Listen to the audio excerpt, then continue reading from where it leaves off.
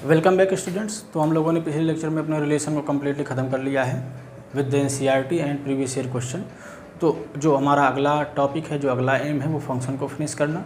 तो उसको भी ख़त्म करने की या फिनिश ख़त्म तो कुछ नहीं होता है, मीन्स अपने सिलेबस को कंप्लीट करने का पहला जो स्टेप होगा वो बेसिक कॉन्सेप्ट हम लोग रिवाइज़ करेंगे। उसके बाद एनसीईआरटी के सारे क्वेश्चंस लगाएंगे और फिर पीवाई के ऊपर रिटर्न होंगे। उसके बाद हम इसको finish in the sense according to syllabus ख़त्म माना जाएगा।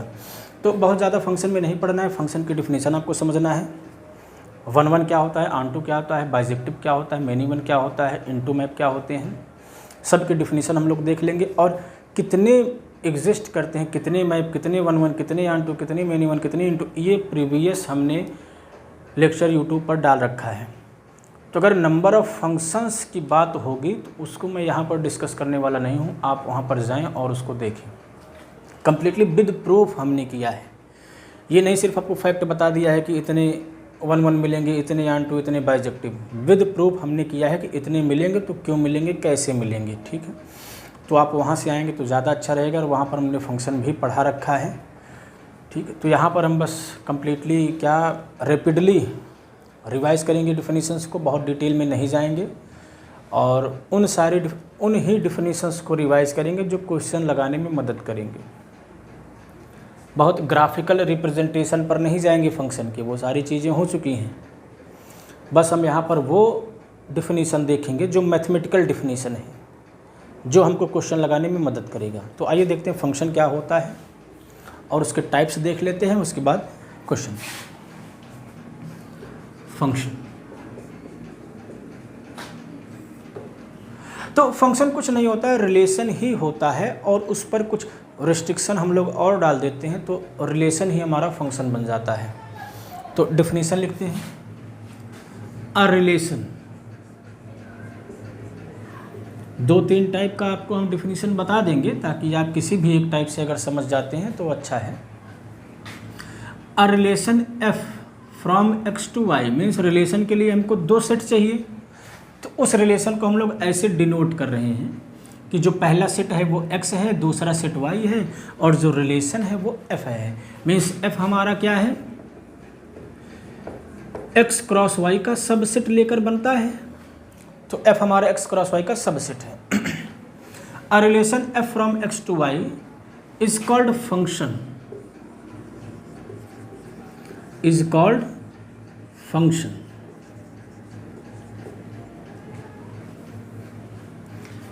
If it assigns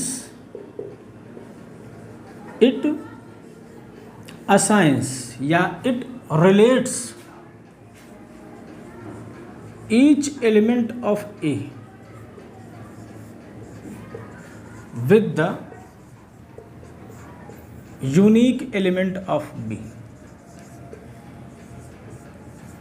with the unique element of y, each element of x। ये एक ऐसा रूल होता है, ये ऐसा कह लें कि टूल होता है जो x के हर एक एलिमेंट को y के यूनिक एलिमेंट से, y के अलग अलग एलिमेंट से रिलेट कराता है। यूनिकनेस का मतलब ये है कि ऐसा नहीं होगा कि इधर के 2 एलिमेंट एक से ही रिलेटेड होंगे, इधर के हमने उल्टा बोल दिया। यूनिकनेस का मतलब ये होगा कि ऐसा नहीं होगा कि इधर का एक एलिमेंट 2 जगह पर जाएगा, मीन्स एक ही एलिमेंट 2 से रिलेटेड होगा, ये केस नहीं होगा। 2 एलिमेंट एक से रिलेटेड हो सकते हैं क्योंकि ये तो यूनिक ही है ना, इन दोनों के लिए यूनिक ही होगा। बट एक 2 पर नहीं जा सकता क्योंकि अब इमेजेस यूनिक नहीं रह जाएंगी। एक ही एलिमेंट यहाँ भी जा रहा है और एक ही एलिमेंट वहाँ भी जा रहा है, ये की गलत बात होगी। ठीक, तो ये यूनिकनेस का मतलब था कि अगर कोई रिलेशन है 2 सेट्स के बीच में, x और y के बीच में, तो उसको फंक्शन तब कहेंगे जब वो x के हर एक एलिमेंट को, x का कोई भी एलिमेंट छूटना नहीं चाहिए, हर एक एलिमेंट को y के यूनिक एलिमेंट से जोड़े। अब अगर इसी डिफिनीशन को अकॉर्डिंग टू रिलेशन देखें, रिलेशन से कनेक्ट करके देखें तो इसी बात को दूसरे तरीके से कैसे लिखा जा सकता है कि अब ये डोमेन ये रिलेशन है तो इसका डोमेन निकलेगा और रेंज निकलेगा। तो डोमेन के टर्म में हम फंक्शन की डिफिनीशन आपको देना चाहते हैं तो ये हो जाएगा कि चूंकि x का कोई भी एलिमेंट छूटना नहीं चाहिए, इधर का कोई भी एलिमेंट छूटना नहीं चाहिए, मीन्स इसमें जब हम एलिमेंट्स को लिखेंगे ऑर्डर पेयर टाइप में तो पहला कोऑर्डिनेट का सेट जब बनाएंगे तो पूरा पूरा x आ जाएगा, क्योंकि पहले कोऑर्डिनेट पर कोई भी एलिमेंट छूट नहीं रहा है। मीन्स इसको हम तब फंक्शन कहेंगे जब डोमेन क्या हो जाए, डोमेन ऑफ f पूरे सेट x के बराबर हो जाए, कोई भी एलिमेंट छूटे ना जो किसी से ना रिलेटेड हो, हर एक एलिमेंट किसी न किसी से रिलेटेड होना चाहिए। और यूनिकनेस की बात यहाँ से कंप्लीट नहीं होती है। यूनिकनेस के लिए क्या कंडीशन आएगी कि इस टाइप का एलिमेंट हमको नहीं मिलना चाहिए, मीन्स एक ही एलिमेंट दो एलिमेंट से रिलेटेड नहीं होना चाहिए। यहाँ पर ए बी से भी रिलेटेड है, ए सी से भी रिलेटेड हो गया, जो कि कंडीशन को वायलेट कर देगा। मीन्स f के किसी भी दो एलिमेंट का पहला कोऑर्डिनेट सेम नहीं होना चाहिए and no two element of f have same first coordinate, have same first coordinate. Function के किसी भी दो एलिमेंट का पहला कोऑर्डिनेट सेम नहीं होना चाहिए, जो कि आपकी यूनिकनेस कंडीशन को फुलफिल करेगा। मीन्स एक ही एलिमेंट का दो एलिमेंट से कलेक्शन नहीं होना चाहिए। ठीक है, ये सब थ्योरेटिकल बातें थी। अब मैथमेटिकल बात कि कोई भी रिलेशन फंक्शन कब कहलाता है।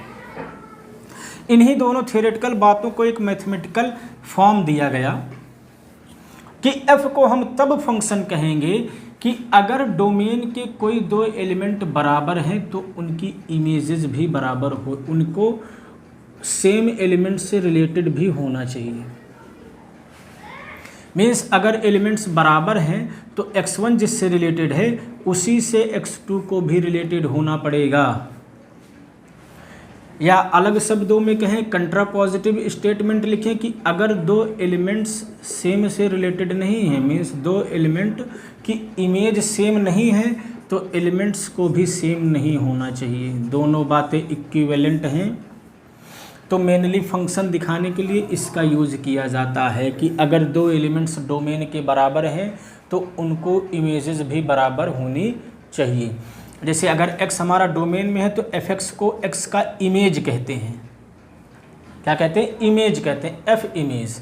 तो अगर एलिमेंट्स बराबर हैं, यह इम्प्लाई कर देता है कि उनकी इमेजेस भी बराबर हैं, तो हमारा रिलेशन फंक्शन बन जाता है।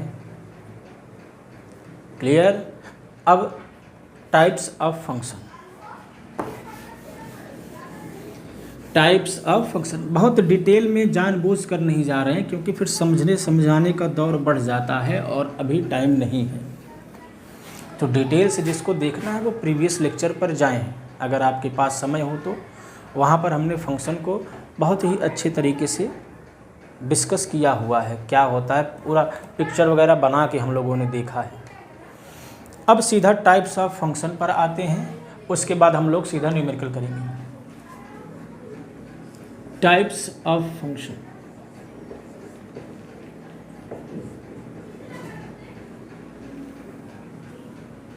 तो भैया फंक्शन में कंडीशन क्या है?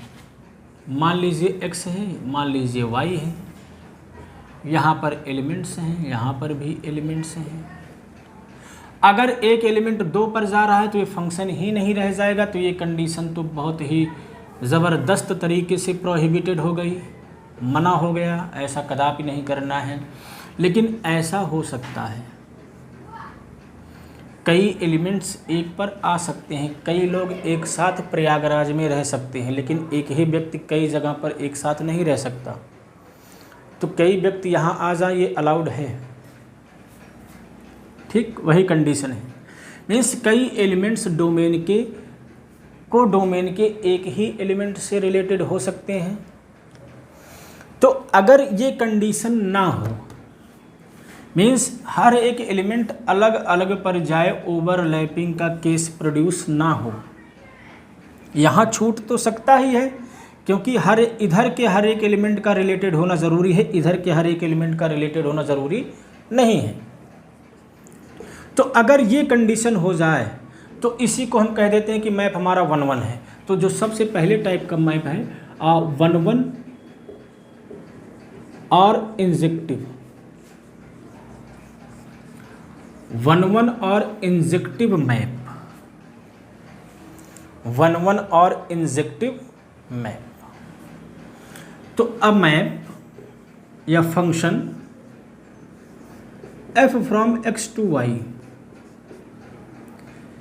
इज कॉल्ड 1-1 या इंजेक्टिव, इंजेक्टिव यूज करते हैं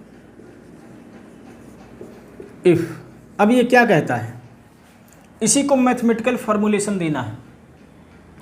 ये जस्ट फंक्शन का उल्टा डिफिनीशन बनाता है। कोई भी रिलेशन फंक्शन कब होगा, जब x1 बराबर x2 हो, ये इम्प्लाई कर दे fx1 बराबर fx2। बस अब इधर से इम्प्लाइज हो जाए तो वही हमारा 1-1 का कंडीशन हो जाता है। मीन्स अगर किसी दो एलिमेंट की इमेज बराबर है, किसी दो एलिमेंट की इमेज बराबर है, मीन्स ये वाला केस है। और अगर यह इम्प्लाई कर देता है कि x1 बराबर x2, मीन्स यह मैप इसको इसी पर शिफ्ट कर देता है, जो दो लाइन निकली है वो मिल के एक हो जाती है, तो यह मैप अपने आप क्या हो जाएगा, 1-1 हो जाएगा। तो ये 1-1 चेक करने का हमारा डिफिनीशन होगा। क्लियर? ठीक है, बहुत ज़्यादा डिस्कस नहीं करेंगे, आते हैं ऑनटू पर। ऑनटू मैप क्या होता है? अच्छा, ऐसे मैप जो 1-1 नहीं होते हैं उनको मेनी वन कहते हैं, तो उसको मैं नहीं लिख रहा हूँ। मीन्स इस टाइप के जो मैप हैं ये 1-1 कहलाते हैं, और इस टाइप के जो मैप हैं वो मेनी वन कहलाते हैं। क्या कहलाते हैं? Many one. मीन्स कई एलिमेंट्स एक पर आ रहे हैं। ठीक, अब दूसरा जो टाइप, तीसरा जो है इनफैक्ट ऑनटू, या इसी को सर्जेक्टिव कहते हैं। ध्यान रहे, डोमेन और रेंज और कोडोमेन ये सब जैसे रिलेशन का डिफाइन हुआ था वैसे ही फंक्शन का भी डिफाइन होगा, कुछ खास अलग नहीं है। अभी हमने कहा था कि इधर के एलिमेंट्स छूट भी सकते हैं, इधर के नहीं छूटने चाहिए। तो बस अगर यही छूटने वाली कंडीशन भी खत्म हो जाए, मीन्स इधर के भी सारे एलिमेंट किसी न किसी से रिलेटेड हों, तो वह मैप ऑनटू हो जाता है। मैथमेटिकल फॉर्मुलेशन क्या है कि for all y belongs to codomain y। अगर इधर कोई भी एलिमेंट हम लें तो हमको there exist a belongs to x या x बिलोंग्स टू x, इधर के हर एक एलिमेंट के लिए इधर कोई ना कोई एलिमेंट हमको मिल जाए सच दैट fx बराबर y, कि x और y रिलेटेड हो जाए। मीन्स इधर का भी कोई एलिमेंट ना छूटे। क्लियर है? ठीक। और ऐसा मैप जो 1-1 भी हो और ऑनटू भी हो उसको हम बाइजेक्टिव कहते हैं, उसको हम बाइजेक्टिव कह देते हैं। और जो मैप ऑनटू नहीं होता है उसको इनटू बोलते हैं। तो 1-1 हो गया, जो 1-1 नहीं होगा वो मेनी वन कहलाएगा, और ऑनटू हो गया, जो ऑनटू नहीं होगा वो इनटू कहलाएगा, और जो 1-1 ऑनटू दोनों होगा वो बाइजेक्टिव कहलाएगा। डोमेन रेंज सिमिलरली हम लोग डिफाइन कर लेंगे, उसमें कोई भी समस्या नहीं होगी। ठीक है, तो अब हम लोगों का जो एम है वो अपनी एक्सरसाइज को सॉल्व करना। आइए एक्सरसाइज पर बढ़ते हैं। एक्सरसाइज 1.2 होगा हम लोगों के लिए। ठीक, पहला क्वेश्चन, कितने क्वेश्चंस हैं? ठीक है, नियरली 12 क्वेश्चंस हैं। तो प्रयास करेंगे कि आधा हम करें आधा आप करें, तो ज़्यादा अच्छा लगेगा हमको भी आपको भी, और समय भी बचेगा।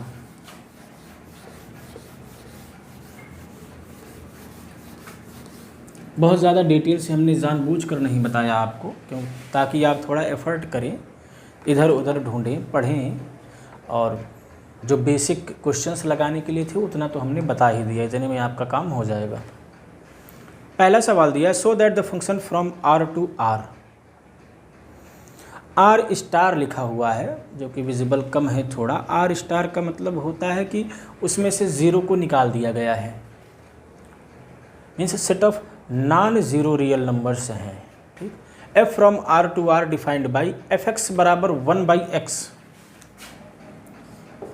F from R to R defined by f x बराबर 1/x। ये फंक्शन आपको दिया है, पूछ रहा है इज वन डिफाइंड, हाँ, so that this is 1 1 and onto टू, ठीक। उसके बाद कह रहा है कि अगर डोमेन को हम नॉन ज़ीरो रियल नंबर ना लेके सेट ऑफ नेचुरल नंबर ले लें और को डोमेन को वही रहने दें तो क्या फ़र्क पड़ेगा, तो क्या फ़र्क पड़ेगा, बताते हैं क्या फ़र्क पड़ेगा। ये भी आर स्टार है, ये भी आर स्टार। तो भैया अभी हमने कहा 1 1 कैसे चेक होगा कि हम कोई दो एलिमेंट लेके उनकी इमेज बराबर कर देंगे और दिखाएंगे कि एलिमेंट्स भी बराबर हैं। यही हमारा प्रोसीजर होगा, इमेज बराबर ले लेना है, दिखाना है कि एलिमेंट भी बराबर हैं। तो चलिए ले लेते हैं, लेट fx1 बराबर fx2। लेट fx1 बराबर fx2, तो बाय डिफिनीशन क्या हो जाएगा, 1/x1 बराबर 1/x2। तो क्या भैया यहाँ से x1 बराबर x2 नहीं आ जाएगा, ऑब्वियसली आ जाएगा। तो मैप हमारा 1 1 हो गया। सेकंड, क्या ऑन टू होगा कि नहीं होगा। ऑन टू के लिए हमने क्या बात किया कि अगर हम को डोमेन में कोई भी एलिमेंट लें तो वो किसी न किसी से रिलेटेड होना चाहिए। तो हम मान लेते हैं let y belongs to R star, और ये वाला आर स्टार आपका राइट हैंड साइड वाला आर स्टार है। मान लेते हैं इस y के लिए there exist x belongs to R star such that fx बराबर y। ये हमने मान लिया, मीन्स हमने ऑन टू मान ही लिया। अब जो ये x है, अगर इसको हम दिखा दें कि ये आर स्टार में होगा तो हमारा काम हो जाएगा। तो भैया एफ एक्स कैसे डिफाइन है, 1/x से बराबर y। तो यहाँ से x बराबर क्या आ गया, 1/y। तो अगर y हमारा आर स्टार में है तो 1/y आर स्टार में नहीं होगा, डेफिनेटली होगा। तो इसका मतलब x भी आर स्टार में आ जाएगा, मीन्स हर एक y के लिए हमको उधर 1/y हमेशा मिलेगा कि f ऑफ 1/y क्या हो जाएगा, 1/1/y विल बी y। तो ये जनरल प्रोसीजर होगा, पहले हम एक y ले लेंगे, फिर मान लेंगे कि एक x मिल रहा है हमको सच दैट fx बराबर y, फिर उसके इक्वेशन बनेगा, उसको x के लिए सॉल्व कर लेंगे। तो चेक करेंगे कि आज जो x आ रहा है वो डोमेन में हो सकता है कि नहीं हो सकता है। अगर हो जाएगा तो मीन्स एग्जिस्टेंस ऑफ x हमारा ट्रू है, मीन्स ऑन टू हो जाएगा। अगर जो x सॉल्व करने पर आता है वो डोमेन में रहने के लायक नहीं है, वो डोमेन के कंडीशन को सेटिस्फाई नहीं करता है, तो मैप हमारा ऑन टू नहीं हो जाएगा, ठीक। उस कंडीशन को भी अब हम लोग कोई किसी न किसी एग्जाम्पल में मिल जाएगा। तो अब बात कर रहा है कि अगर डोमेन को हम अपने नेचुरल नंबर से रिप्लेस कर दें, ध्यान दें, इसी में मिल गया, कहीं जाने की जरूरत नहीं है। अब ये डोमेन को हमने क्या किया, नेचुरल नंबर से रिप्लेस कर दिया। तो भैया क्या 1/y नेचुरल नंबर हो पाएगा हर एक रियल नंबर के लिए, नहीं हो पाएगा। अगर y 1/2 है, y 2 है, तो 1/2 कहाँ होगा, नेचुरल नहीं होगा। तो अगर सेट ऑफ नेचुरल नंबर से हम अपने डोमेन को रिप्लेस कर देते हैं तो 1 1 तो रह जाएगा, 1 1 में कोई समस्या नहीं होगी, बट ऑन टू नहीं रह जाएगा, क्योंकि 1/y ज़रूरी नहीं है नेचुरल नंबर हो। क्लियर, तो ये फ़र्क पड़ा, ठीक। आई होप आपको समझ में आया होगा। दूसरे में कई पार्ट हैं तो 1-2 पार्ट कर लेते हैं। चेक करने का जनरल प्रोसीजर आपको हमने यहाँ डिस्कस कर दिया, यही तरीका होगा थ्रू आउट द एक्सरसाइज, कोई भी चेंजिंग नहीं आने वाली है। चलिए आगे देखते हैं। दूसरा जो क्वेश्चन है उसका पहला ही देख लेते हैं, और पहला देख लेते हैं, हाँ पहला ही देख लेते हैं, ठीक है। मैप दिया है सेट ऑफ नेचुरल नंबर से नेचुरल नंबर में, और ऐसे डिफाइन कर दिया है fx बराबर x²। तो बताना है ये 1 1 है, ऑन टू है, मतलब कंप्लीट इसका डिस्क्रिप्शन हमको देना है। तो भैया 1 1 के लिए क्या होना चाहिए, मान लेंगे fx1 बराबर fx2 और दिखाएंगे कि x1 बराबर x2। तो क्या इंप्लाई करेगा, x1² बराबर x2²। तो किसी दो नेचुरल नंबर का अगर स्क्वायर बराबर है तो जाहिर सी बात है नंबर्स भी बराबर होंगे। नेचुरल है डोमेन, इसीलिए मैं ये बोल रहा हूँ। अगर अभी इसी फंक्शन को मैं r से r में डिफाइन कर दूं या z से z में डिफाइन कर दूं या q से q में डिफाइन कर दूं इसी फंक्शन को, तो यह 1 1 नहीं रह जाएगा, लेकिन यहाँ पर 1 1 हो गया क्योंकि सेट हमारा नेचुरल नंबर था। यहाँ पर क्यों नहीं रह जाएगा भैया? क्योंकि x1 बराबर x2 अगर इसका स्क्वायर बराबर है तो ज़रूरी नहीं है नंबर्स बराबर हों, क्योंकि -1 का स्क्वायर भी 1 आएगा और 1 का स्क्वायर भी 1 आएगा, दोनों बराबर नहीं है लेकिन इनका स्क्वायर बराबर है। लेकिन यहाँ पर माइनस की कंडीशन नहीं थी, यहाँ पर सेट ऑफ नेचुरल नंबर था, माइनस की एग्जिस्टेंस ही नहीं थी, इसीलिए यहाँ पर हो गया लेकिन वहाँ पर नहीं हो पाया। आई होप इन दोनों एग्जाम्पल से आप लोग अब सेकंड वाला क्वेश्चन पूरा सॉल्व कर लेंगे। ठीक, क्यूब वाला भी नहीं रह जाएगा। अब हो भी सकता है, नहीं भी हो सकता है, डोमेन रेंज पर आपके डिपेंड करेगा। तो इन एग्जाम्पल से आप उसको समझ गए होंगे, आप और करिएगा। थर्ड पर आता हूँ, ग्रेटेस्ट इंटीजर फंक्शन पर, और इसको मैं आपको फिगर से समझाऊंगा। ये बहुत ही इम्पॉर्टेंट ग्राफ है, बहुत ही इम्पॉर्टेंट फंक्शन है, इसकी एप्लीकेशंस बहुत ज़्यादा हैं। आपने इसकी डिफरेंशियबिलिटी चेक की होगी, आपने इसका इंटीग्रेशन निकाला होगा, आपने इसकी कंटिन्यूटी चेक की होगी, ठीक। और इसके आज हम 1 1 और 2 वगैरह भी चेक कर लेंगे।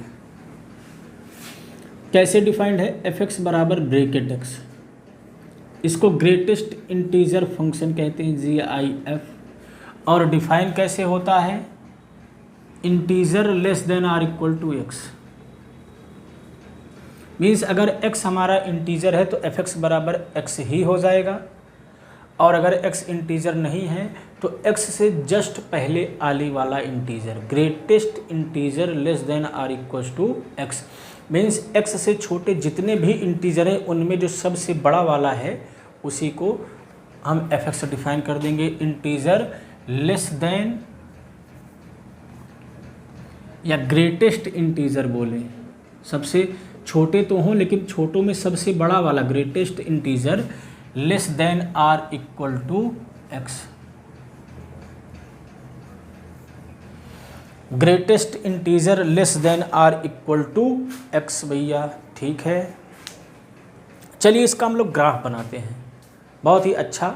इसको स्टेप फंक्शन भी बोलते हैं, और आप ग्राफ देख के समझ जाएंगे कि इसको स्टेप फंक्शन क्यों बोलते हैं, क्योंकि इसका ग्राफ स्टेप बनता है, सीढ़ियों की तरह बनता है। आइए देखते हैं। ये भी R, ये भी R भैया, ये ओरिजिन है, यहाँ पर 1 है, यहाँ पर 2 है, यहाँ पर 3 है, ऐसे बढ़ रहा है, ठीक, बढ़ने दीजिए। ये -1, ये -2, ये -3, ये इसे यहाँ भी जा रहा है, चलने दो, ठीक है। हम एक ही क्वाड्रेंट में बनाएंगे, उसके बाद आपको एक रफ आइडिया लग जाएगा कि उधर भी जाने पर कैसे बनेगा, ठीक। अब ध्यान से अपने फंक्शन की डिफिनीशन को देखिए। According to definition of function f(0) क्या होगा? 0 इज इंटीजर, तो 0 के ही बराबर हो जाएगा। f(0.1) क्या होगा? 0.1 इज इंटीजर नहीं है, तो 0.1 से जस्ट पहले आने वाला इंटीजर 0। ऐसे ही f(0.9) तक इसकी इमेज 0 ही आती रहेगी, लेकिन जैसे ही 1 पर पहुंचेंगे इसकी इमेज क्या हो जाएगी? 1 हो जाएगी। फिर 1.1 की इमेज 1, 1.2 की इमेज 1, 1.9 की इमेज 1, लेकिन जैसे ही 2 पर पहुंचेंगे f(2) बराबर 2, फिर 2.1 की इमेज 2, 2.2 की इमेज 2, 2.9 की इमेज 2, फिर जैसे ही 3 पर पहुंचेंगे 3 पर जंप कर जाएगा। देखिए, मीन्स कलर थोड़ा चेंज कर देते हैं, ठीक। यहाँ से चलना, जब हम x की वैल्यूज़ बदलना शुरू करेंगे तो ग्राफ कहीं भी लिफ्ट नहीं होगा। 0.99 जितना भी 9 आप ले सकते हैं, मीन्स 1 नहीं होना चाहिए। 1 के चाहे जितना करीब आप पहुंच जाएं, ग्राफ हमारा लिफ्ट नहीं होगा, उसकी वैल्यू 0 ही आती रहेगी, मीन्स y एक्सिस पर हम नहीं जाएंगे। क्लियर? लेकिन जैसे ही 1 पर पहुंचेंगे तो तब हमको यहाँ पर अब पॉइंट नहीं मिलेगा। 1 पर हमारा फंक्शन जंप करके 1 पर पहुंच जाएगा। ये भैया माइनस ऊपर कैसे आ गया? ये तो नीचे का है, ठीक है। पॉइंट यहाँ पर मिलेगा, इमेज यहाँ पर मिलेगा। फिर 1.1, 1.2, 1.9 तक बढ़ते आएंगे, लेकिन जैसे 2 पर पहुंचेंगे यहाँ नहीं मिलेगा, 2 पर जंप कर जाएगा, फिर वही काम ऐसे चलता रहेगा। तो स्टेप बन रहा है, क्लियर है, और ऐसे ही इधर भी बनेंगे, तो उस पर हम नहीं जाते हैं। ठीक, अब आपको देख के लग रहा है कि ये 1 1 हो ही नहीं सकता। क्यों? क्योंकि भैया इतनी सारी वैल्यूज हमने लिखा है, सब की इमेज 0 है। 0.1 भी 0 पर जा रहा है, 0.2 भी 0 पर जा रहा है, 0.9 तक सभी 0 पर जा रहा है। ये तो मेन ही 1 हो गया ना, कई सारे एलिमेंट एक पर ही जा रहे हैं। तो ये 1 1 नहीं रहा, ऑन2 भी नहीं रहा। क्यों? क्योंकि ये सिर्फ इंटीजर वैल्यूज ले रहा है, सिर्फ इंटीजर, या तो 1 होगा, या तो 2 होगा, या तो 3 होगा। मीन्स इमेजेस सिर्फ किसकी मिल रही हैं? इंटीजर्स की मिल रही हैं। भैया 2.1 का क्या होगा? 2.1 की कोई प्री इमेज मिलेगी क्या? कोई ऐसा x मिलेगा कि ब्रैकेट x 2.1 आ जाए? कभी नहीं मिलेगा, क्योंकि ये हमेशा इंटीजर ही डिफाइंड है। तो ऑन2 भी नहीं रहा। कोई भी एग्जांपल आप फ्रैक्शन में ले लीजिए, उसका प्री इमेज हमको नहीं मिलेगा। कारण क्या है कि फंक्शन सिर्फ इंटीजर वैल्यूज लेता है, नॉन इंटीजर वैल्यूज की बात ही नहीं करता वो। Very arrogant function. ठीक, तो यह ना ही 1 1 रहा और ना ही ऑन2 रहा। आई होप आपको फिगर से समझ में आया होगा। ठीक, और मैथमेटिकली आप ऐसे भी लिख सकते हैं, सिंस दिस गोज टू 0, इसलिए तो मेनी 1 हो गया। And there is no x such that bracket x equals to 2.1, that is function takes only integer values, so non integer values have no pre image, so it is not onto. ठीक, आपको लिखा कहीं ना कहीं मिल जाएगा, आपको यहाँ समझना है, मैं यहाँ डिक्टेट करने के लिए नहीं हूँ। ठीक, ठीक, आगे बढ़ते हैं।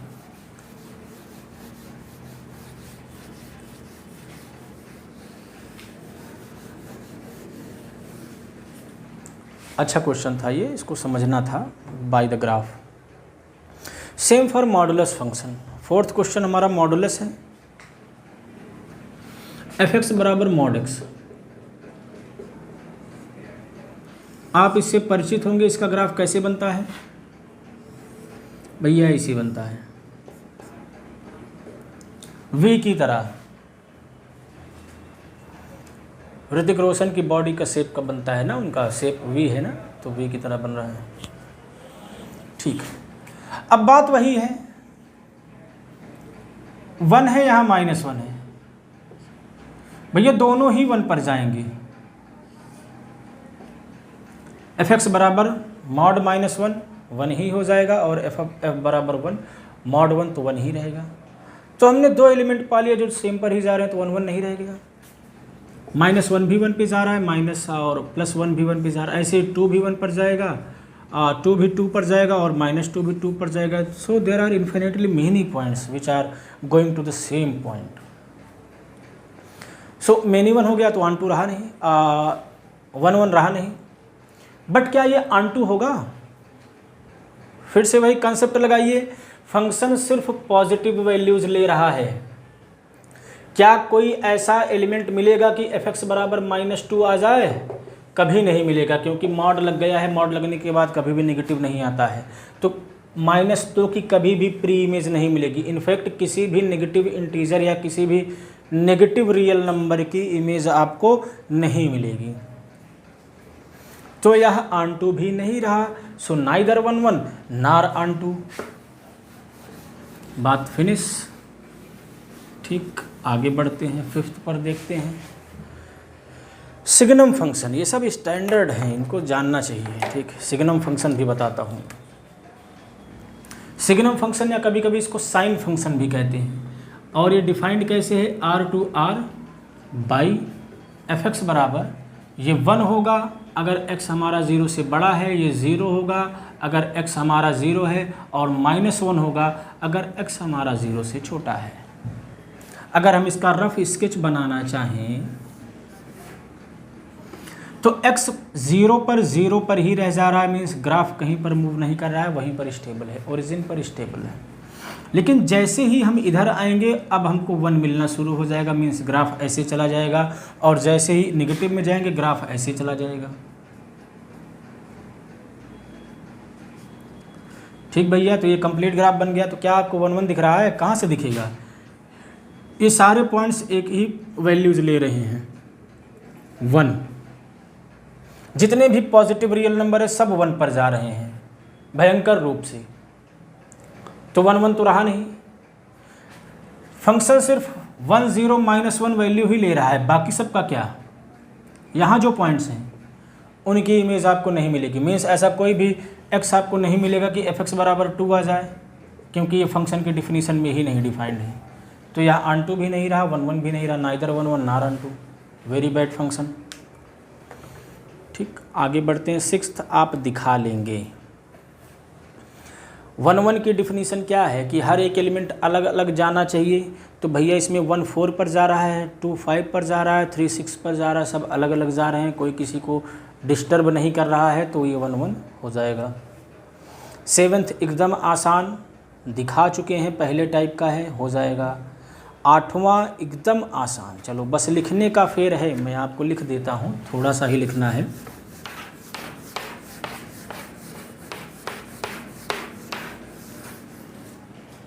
एट्थ फंक्शन डिफाइन किया है f(a)b बराबर ba। कहाँ से कहाँ डिफाइन किया है? n क्रॉस n से n, a क्रॉस b से b क्रॉस a में, a क्रॉस b से b क्रॉस a में। ठीक भैया, ऐसे डिफाइन किया है f(a)b बराबर ba। ठीक डिफिनेशन लिखा हमने, ठीक लिखा है। अब ये 1 1 होगा कि नहीं होगा? चलिए 1 1 चेक करते हैं। 1 1 के लिए भैया क्या करते हैं, 2 एलिमेंट की इमेज बराबर कर देते हैं, फिर एलिमेंट्स को बराबर दिखाते हैं। तो मान लेते हैं लेट f(a)b बराबर f(c)d। अब इधर के जो एलिमेंट होंगे ABCD टाइप के होंगे, आर्डर्ड पेयर टाइप के होंगे, तो हमने 2 एलिमेंट की इमेज बराबर कर लिया। तो बाय डिफिनीशन f(a)b बराबर क्या हो जाएगा? BA, और ये DC। कंपोनेंट वाइज कंपेयर करेंगे, B बराबर D आ जाएगा, A बराबर C आ जाएगा, तो भैया AB बराबर CD हो गया। एलिमेंट्स भी बराबर हो गए, तो 1 1 हो गया। ऑन टू के लिए क्या करेंगे? ऑन टू के लिए इधर हम कोई एलिमेंट लेते हैं, इधर का एलिमेंट किस टाइप का होगा? BA टाइप का होगा। Let BA belongs to B cross A। तो अगर BA B क्रॉस A में है तो AB कहाँ होगा भैया? A क्रॉस B में आ जाएगा। अपने आप तुरंत हमको उधर का एलिमेंट मिल गया, और f(a)b निकालेंगे तो BA आ जाएगा। तो BA की प्री इमेज क्या हो जाएगी? AB हमेशा मिलेगा। तो ये मैप क्या हो गया? बाइजेक्टिव हो गया, मीन्स 1 1 भी हो गया और ऑन टू भी हो गया। बस इतना लिखना था। 9th पर आते हैं। 9th बहुत ही आसान, n से n में डिफाइन किया है fn बराबर n+1/2 if n is odd and n/2 if f is even, state whether the function is bijective और नॉट। चलिए इसको भी आपके लिए मैं कर देता हूँ। fn से n में डिफाइंड है, कैसे? f(n) बराबर ये जाएगा n+1/2 पर अगर n ऑड है, और ये जाएगा n/2 पर अगर n इवन है। यह कंडीशन है। तो आप तुरंत ऑब्जर्व करिए कि f(2) क्या है?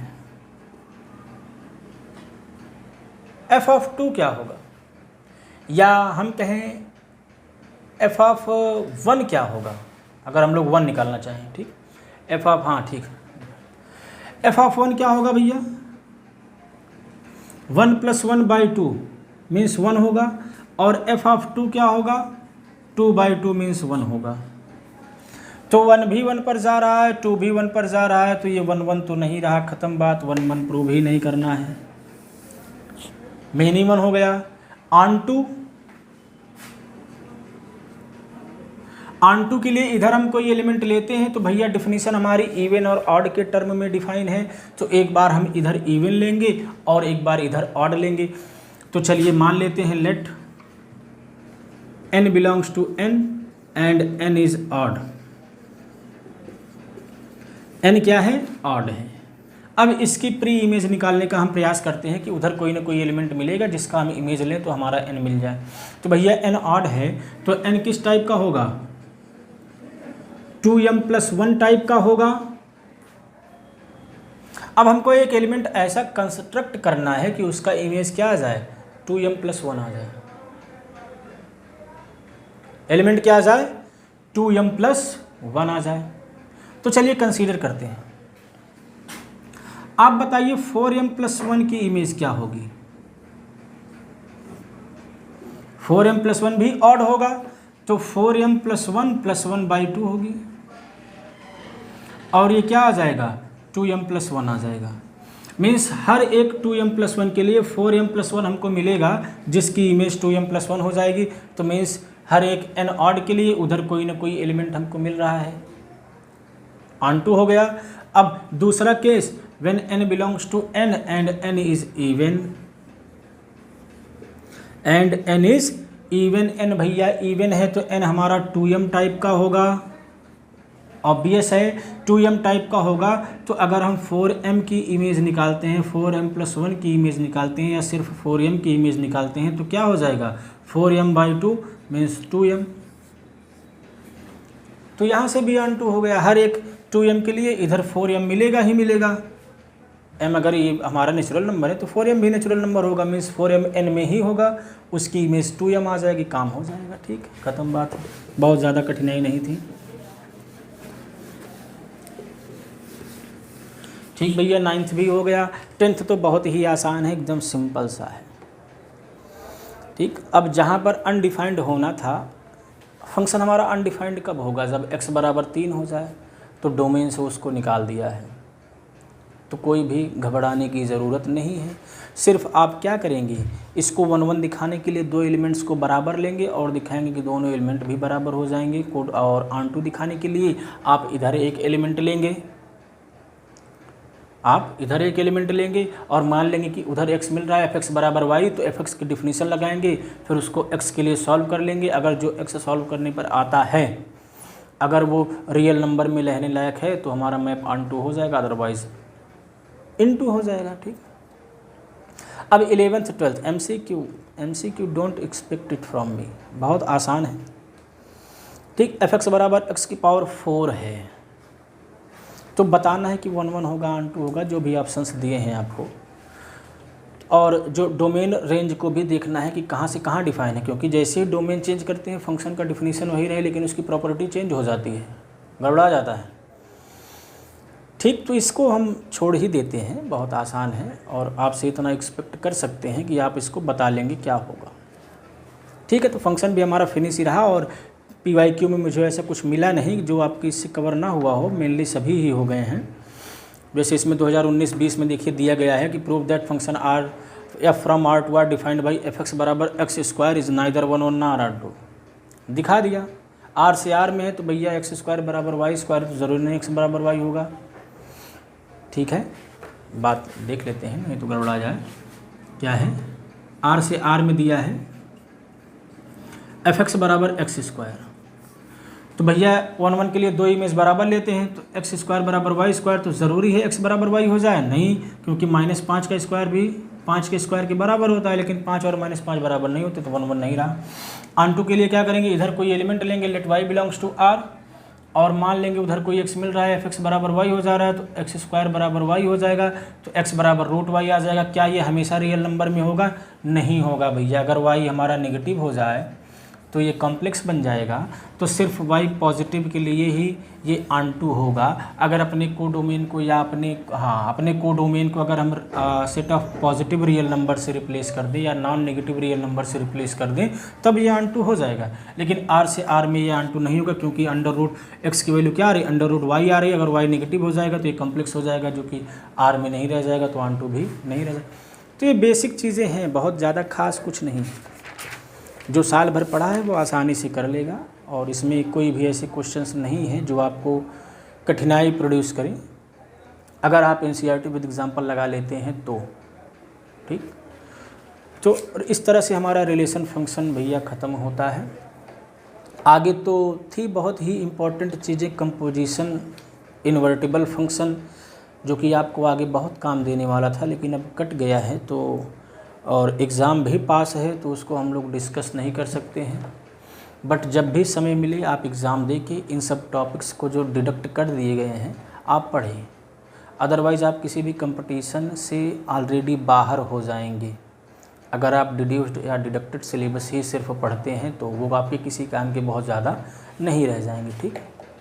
क्योंकि डिड्यूस तो कर दिया, मान लीजिए आप नहीं भी पढ़ते हैं, एग्ज़ाम में अच्छा नंबर भी आ जाता है, लेकिन आगे जो क्वेश्चंस आपके कंपटीशन में आते हैं वो सब इंटर डिसिप्लिनरी होते हैं, एक दूसरे से कनेक्टेड होते हैं। अगर आपका एक भी कंसेप्ट मिसिंग है तो आप दूसरे टॉपिक के भी क्वेश्चंस हो सकता है ना कर पाए, क्योंकि कनेक्टेड बनता है, एक चेन बनता है। तो प्रयास करिए कि आप उसको सबको पढ़िए, कुछ छोड़िए मत। सिलेबस अपनी जगह है, नॉलेज अपनी जगह है, लाइफ में कुछ करना है, सिर्फ सिलेबस पढ़ के पास ही थोड़ी ना होना है, ठीक है।